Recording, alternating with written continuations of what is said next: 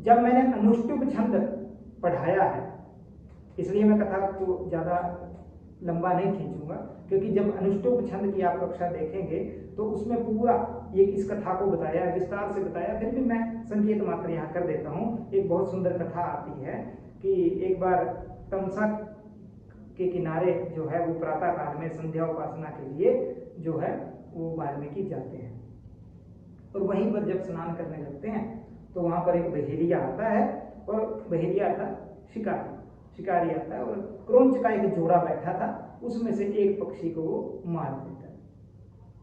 अब जैसे वो मारता है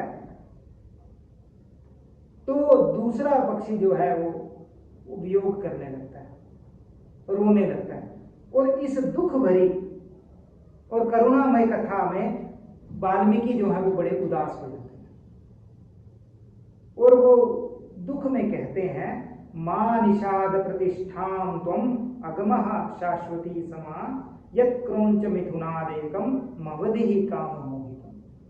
ये काम में जो ये जो जोड़ा रमा हुआ था, तुमने उस समय इनको मारा, तो हे निषाद तुम्हारा कभी नाम नहीं होगा, तुम्हारी कभी प्रतिष्ठा नहीं होगी। तो ऐसा जब श्लोक बोला तो यहाँ पे हमें एक बात समझनी पड़ेगी, जो आदि काव्य और आदि कवि की बात की गई है। अब आप सोचेंगे आदि काव्य क्यों बोला, वेद तो इससे पहले लिखे गए। तो संस्कृत जो वाङ्मय है, संस्कृत साहित्य है, वो मुख्य रूप से दो पार्ट में विभाजित होता है, एक वैदिक वाङ्मय और एक लौकिक वाङ्मय। वैदिक क्या है, तो ये श्रुति परंपरा है। वैदिक वेद क्या है, अपौरुषेय है, अर्थात उसको किसी व्यक्ति ने नहीं लिखा है। ऐसा बोलते हैं कि वो भगवान की वाणी और ऋषियों ने उसको सुना है। ऋषयः मंत्रदष्टारः, ऐसी पंक्ति आती है, आपने वेद में पढ़ी होगी जो आप वेद के छात्र हैं। तो ऋषयः मंत्रदष्टारः, ऋषि कौन है, जो मंत्र के दृष्टा है, अर्थात मंत्र को देखा है, उन्होंने समझा है ना। तो वो तो अपौरुषेय है। और वेद क्या है, तो संहिताएं हैं। संहिताएं क्या, ऋग्वेद, यजुर्वेद, सामवेद, अथर्ववेद, और उसके अलावा क्या आ रहे हैं, ब्राह्मण आ रहे हैं, उसके अलावा आरण्यक, उसके बाद उपनिषद, ये सारा वैदिक वाङ्मय बनता है। तो ये हो गया हमारा वैदिक वाङ्मय। मैं बड़ा संकुचित भाव में कह रहा हूँ, बड़ा संक्षिप्त रूप से कह रहा हूँ। तो ये हमारा वैदिक वाङ्मय है। और इसके बाद जो है, जो पहला श्लोक आया वो ये है, मां निषाद। क्योंकि अब तक लौकिक संस्कृत का श्लोक नहीं लिखा गया था, तो ये जब श्लोक लिखा तो सब हतप्रभ थे, यार ये तो श्लोक निकल गया इनके मुंह से। वो हालांकि दुख में निकला था, लेकिन दुख में निकलना भी तो बड़ी बात है ना। श्लोक जो है वो निकला जिसके विषय में आनंदवर्धन जो है अपनी ध्वन्य लोक में बड़ा अच्छा श्लोक प्रस्तुत करते हैं। वो कहते हैं, काव्यस्यात्मा स एवार्थ तथा चादि कवे पुरा क्रौंच द्वंद्व वियोगोत्थ शोकः श्लोकत्वमागतः।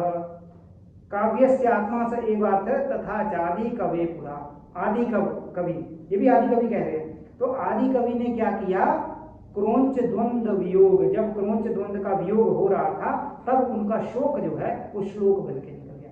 तो इसका संदर्भ आगे कई लोगों ने लिया है। तो ऐसा वो समय था जब ब्रह्मा जी आते हैं और आदेश करते हैं। क्या क्या आदेश करते हैं, कुरु राम कथाम पुण्याम श्लोकबद्धाम मनोरमा।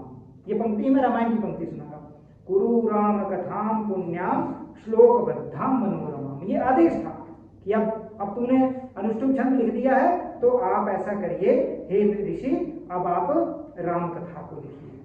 और साथ में वरदान देते हैं कि आप राम कथा को जो नहीं भी हुआ होगा उसको भी जान जाएंगे। तो ऐसा उन्हें वरदान देता है। और आप देखते हैं कि रामायण में सर्वाधिक प्रयोग जो है वो अनुष्टुप छंद का हो, जिसको श्लोक छंद भी कहते हैं।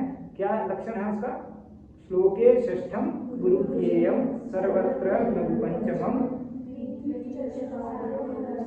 सप्तमम। बहुत बढ़िया।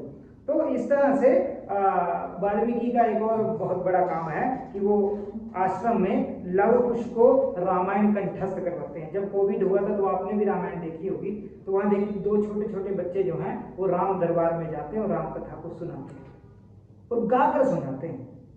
ये कपोल कल्पना नहीं है, रामायण में लिखा है कि वो गा के सुनाते हैं। वो जब सीता का वर्णन तो बड़ा अद्भुत एक कर्णिक है कि अवध में ऐसा ऐसा एक दिन आया, है ना, तो गाकर सुना रहे हैं। तो उसको सिखाने वाले कौन थे? वाल्मीकि। तो वाल्मीकि ने उनको कथा जो है वो सिखाई। और कब वो सुनाते हैं? जब अश्वमेध यज्ञ हो रहा होता है। ये अंत में आएगी कथा, मैं बताऊंगा कथा सार रूप में। तो अश्वमेध यज्ञ जब होता है तो राम राज दरबार में वो सस्वर उसको गाते हैं। अब इस रामायण के विषय में बात करें तो एक याकोबी हुए हैं, एक विद्वान याकोबी कहते हैं कि ये जो बालकांड है पहला और उत्तरकांड लास्ट, बड़ा ध्यान से सुनना, बालकांड और उत्तरकांड इनको बाद में जोड़ा गया, ऐसा उसने माना है।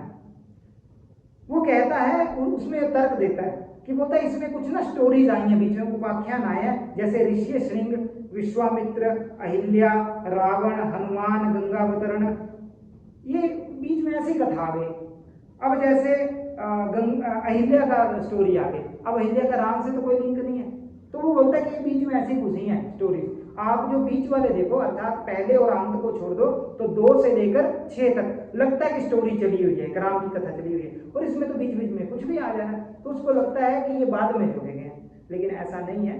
भारतीय कवियों ने इस मत का खंडन किया है, क्योंकि बालकांड और उत्तरकांड दोनों रामायण के अंश हैं, ये बाद में ही जोड़े गए हैं, ये आरंभ से लिखे गए हैं।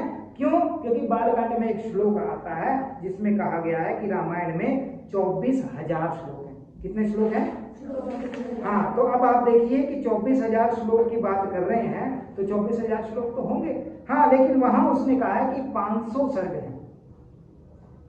24,000 श्लोक और 500 सर्ग। अब हम वर्तमान रामायण को देखें तो हमें 650 सर्ग मिलते हैं और श्लोक 24,000 मिलते हैं। तो इससे ये पता लगता है, क्योंकि रामायण बहुत प्रसिद्ध रही, ये तो सब मानते हैं, तो प्रसिद्ध रही तो कुछ श्लोक तो जोड़ सकते हैं, लोग जोड़ भी सकते हैं, तो कुछ लुप्त हो गए होंगे, कुछ बढ़ गए होंगे, और सर्ग जो है वो बढ़ते गए, सर्गों की संख्या बढ़ती गई, श्लोक कम हो गए तो इसलिए 24,000 संख्या रही, लेकिन सर्ग जो है वो 650 तक चले गए। तो सर्ग बढ़ सकते हैं, श्लोक बढ़ सकते हैं, लेकिन पूरा का पूरा कांड नहीं जुड़ सकता है। कांड, क्योंकि अगर ऐसा होता तो बालकांड में क्यों बोला जाता है कि इसमें 24,000, पहले बोलिए कि 24,000 श्लोक होंगे। तो ऐसा रामायण जो है 7 कांडों वाला ही है, हमें ये मानना पड़ेगा। एक बेबर हुए, बेबर ने एक और कुतर्क किया।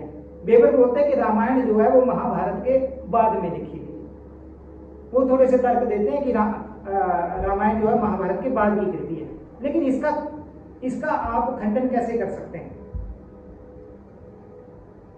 महाभारत में रामायण के पात्रों की चर्चा है और वहां पे रामोपाख्यान भी आता है, तो अब बाद में ही होगी ना चर्चा। तो इससे तो सिद्ध हो जाता है कि रामायण जो है वो पहले की कृति है। और अश्वघोष ने भी बुद्ध चरित्र में सुंदरकांड की उपमाओं का प्रयोग किया गया है, तो इससे अश्वघोष के तो पहले की रामायण हो गई है ना। तो इसलिए मोटे तौर पर, यद्यपि मैं मानता हूं कि रामायण और पुरानी है, लेकिन अगर इतने तथ्यों को भी ले लें तो 500 ईसा पूर्व, 500 BC, इतना समय तो पक्का है, जितना विदेशी भी मानते हैं, क्योंकि अश्वघोष प्रथम शताब्दी के हुए 78वीं ईस्वी में हुए, तो अगर उनसे पहले है तो इतना तो पीछे जाएगा। तो इसलिए, और जो मैं श्लोक की बात कर रहा था कि जहां पर उन्होंने कहा है, वाल्मीकि ने स्वयं कहा है कि इसमें 24,000 है, वो श्लोक क्या है? 24 सहस्राणि श्लोकानाम उक्तवान ऋषि तथा सर्ग शतान 5 षट्कांडानि तथोत्तरम, है ना, एक सर्ग के बाद षट्कांड और हैं। तो ऐसा वहां पे मैंने आपको एक सबूत दे दिया कि ये जो दोनों कांड हैं ये भी इसका भाग है। और इसमें अंगीरस क्या है? क्या हो सकता है रामायण में अंगीरस?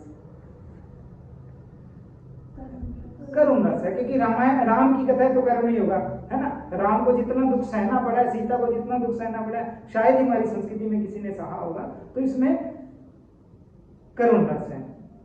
इस ग्रंथ की बात करें तो इसमें गार्हस्थ्य जीवन बताया है, इसलिए एक श्लोक आता है जहां कहा है रामो विग्रहवान धर्म। राम क्या है? एक धर्म का प्रतिरूप है। अगर धर्म सिखाना हो ना, किसी बच्चे को धर्म सिखाना हो तो राम को दिखा दो, और किसी को दिखाने की आवश्यकता नहीं है। तो इसलिए कहा राम विग्रहवान धर्म। अब इसमें नीति तो बताई गई, हर बात में नीति बताई गई है ना, लेकिन इसमें समाज भी बताया गया। और समाज की बात करें तो समाज को अगर सबसे ज्यादा किसी ने इफेक्ट किया है, सबसे ज्यादा प्रभावित किया है, तो वो रामायण ने किया,